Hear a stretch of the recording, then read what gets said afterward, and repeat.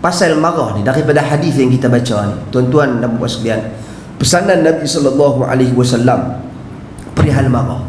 Marah ada beberapa kategori seperti mana saya sebutkan tadi. Satu, marah yang dibenarkan dan dituntut di dalam Islam, seperti mana yang Nabi SAW lakukan tadi.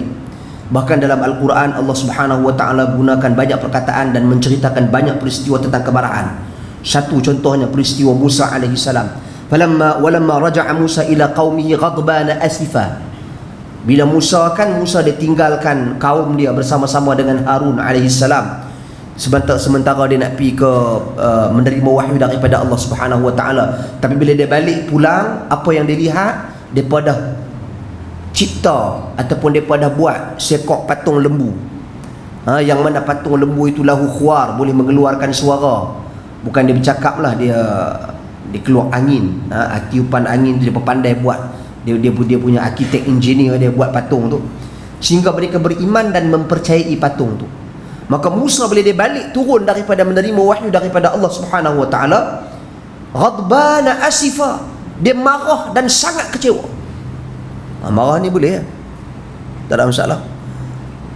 Dan demikian juga dalam hadis Nabi SAW yang diriwayatkan daripada Aisyah radhiyallahu anha, kata Aisyah, man taqama Rasul sallallahu alaihi wasallam li nafsihi fi syai'in yu'ta ilaih hatta yuntahaka min hurumatillah fayantaqimu lillahi azza wajalla.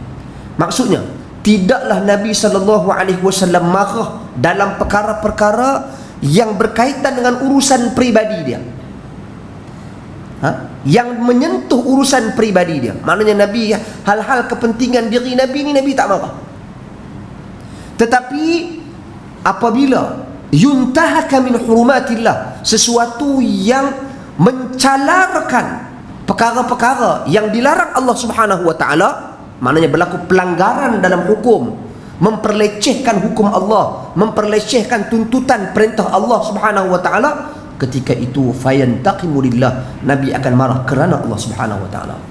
Sebab itu hadis yang diriwayatkan oleh Imam Ahmad, clear Nabi SAW sebut, awthaqu ural iman al-hubbu fillah wal bughdu fillah.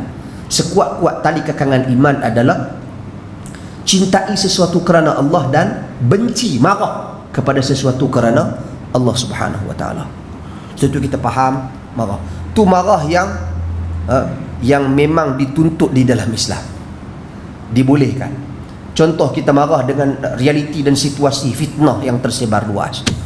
Kita marah dengan situasi kemaksiatan yang banyak di luar sana. Kita marah dengan situasi, contoh tuan-tuan, pengkhianatan, korupsi dan sebagainya. Kita marah. Marah ni semua boleh. Cuma marah ni tuan-tuan, kita kena ada dia punya controller dia, remote dia. Dia tak boleh lepas sewenang-wenangnya. Sebab tu dalam Al-Quran, bila Allah nyatakan dalam surah Al-Imran ayat 133-134, kata Allah Subhanahu Wa Taala, wasari'u ila maghfiratin min rabbikum wa jannatin 'arduha as-samawati wal ard u'iddat lil muttaqin.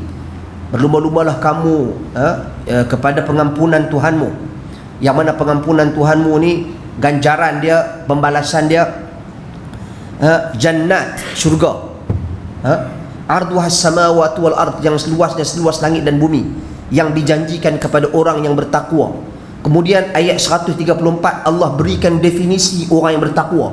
Siapa dia? Depa? Kata Allah Subhanahu Wa Taala, alladzina yunfiquna fis sarra wad dharra, mereka-mereka yang memberikan sedekah, infak, dan dalam keadaan yang mereka kesusahan, mereka bagi infak kepada Allah Subhanahu Wa Taala.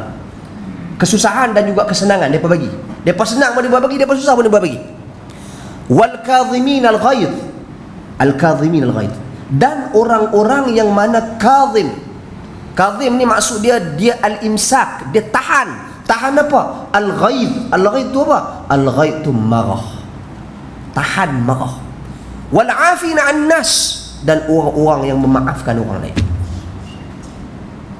Jadi ini definisi orang bertakwa kepada Allah yang Allah bagi. Antaranya apa? Orang yang tahan marah.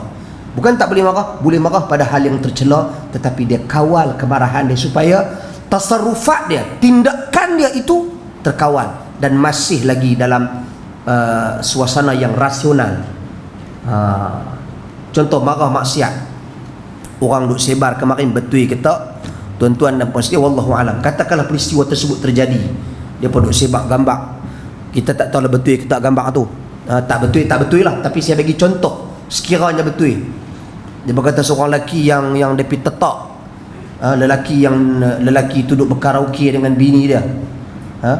Peristiwa tu mungkin tak, kita katalah kalau tak betul tak apa, tapi contohlah saya bagi. Boleh tak buat lagu tu? Betul salah tindakan isteri dia tu, kalau betul itu salah. Mana boleh hang pergi duk keluar dengan lelaki, dengan orang lain, lelaki hang ada. Hang menyanyilah kat rumah dengan lelaki hang. Sebab hukum muzik tu cerita lain. Ni kita kata ni, kalau hang nak ni pun hang duduk kat rumah je lah, bertempiklah kat rumah tu macam mana pun dengan lelaki. Okay? Tapi adakah lelaki tu berhak marah? Tapi adakah dengan membunuh?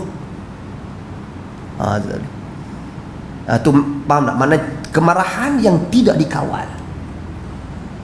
Lepas tu dulu kita tengok ada satu di masjid, bukan di Perlis lah, di negeri-negeri tertentu, bergaduh pasal politik antara tu imam dengan tu imam baru, buat saf kedua, marah. Dia tak suka kata imam, tak suka kata imam, dia pun tak mau tu imam ni kerana dikaitkan dengan parti-parti politik tertentu, dia buat saf belakang satu lagi. Tu imam tu naik nak semayang, nak baca khutbah, dia tarik suruh turun. Tak boleh. Sekemarahan yang tak dikawal. Tak suka imam, contoh kerana imam fasik, contohnya dalam athar daripada al-Imam Al-Hasan Basri, contohnya sallu alaihi bid'atuh, semayanglah kamu di belakang dia pun, dia dengan masalah bid'ah dia ke, salah dia ke, selama mana hal tersebut tak menjadikan dia terkeluar daripada Islam, tak apa kita sembahyang. Sebab itu dia dilantik. Tapi kalau kita boleh tukar dia, kita tukarlah. Ini cerita ni kalau tak boleh tukar, sebab pemerintah suruh dia juga. Kita tak suka kat dia, kita sama ada kita pergi cari masjid lain ataupun kita sembahyang di belakang dia, kita tak dosa. Sebab dia bukan kufur, dia bukan musyrik, dia masih lagi beriman, dia masih lagi orang Islam, tapi dia fasik. Kelayakan imam tak ada, tapi dah pemerintah mungkin tak tahu, teruskan lantikan dia jadi imam, dia kekal imam, kita kena sembahyang belakang dah. Tak boleh pandai-pandai kita pergi duk tarik dia, tampak kepala dia kat belakang, tak boleh. Cara kemarahan kita bagaimana nak selesaikan isu seperti ini? Pergi buat laporan, pergi bagi tahu dekat Majlis Agama Islam contohnya. Itu cara dia. Maknanya kemarahan yang kita kawal.